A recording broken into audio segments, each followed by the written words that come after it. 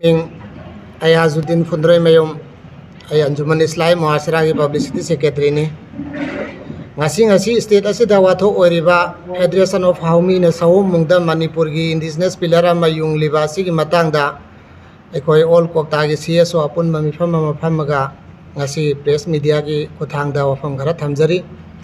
state asigi government na indigenous ne haina gazette notification thoktuna lauthokraba maitai pangalbo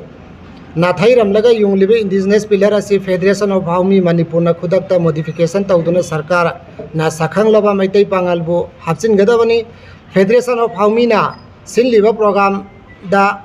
Honorable MLA Marina Yausil Laga Kanana Karamba organization na Amadi Kanagi government na Manipurgi indigenous group asi Sina Yaugani Sina Yauro Haibagi Warep Launabo authorized Taukibage Hainasu Sengdo Kadavani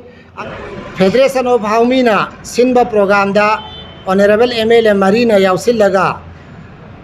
Kanana Karamba organization na Amadi Kanagi government na Manipurgi indigenous group asi Sina Yauni Sina Yauro Haibagi Warep Launabo authorized Taukibage Hainasu Sengdo Kadavani Amadi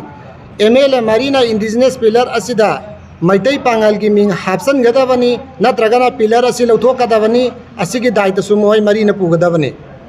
Lepak asi organization Karana Towning Bata Tauba Yade rules of law lay haiba rules of law layba Lepak ni haina Kangan ba matam Haujikti Aurakle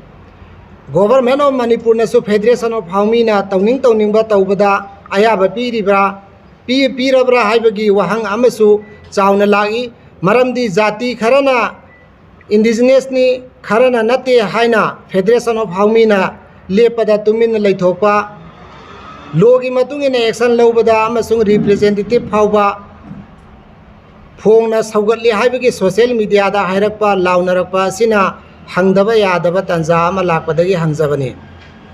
tokhai taba yararoi daba awabada su nungaibada su saruk yaminaduna sahi lisang sitna lakraba maitai amadi maitai pangal anigi marakta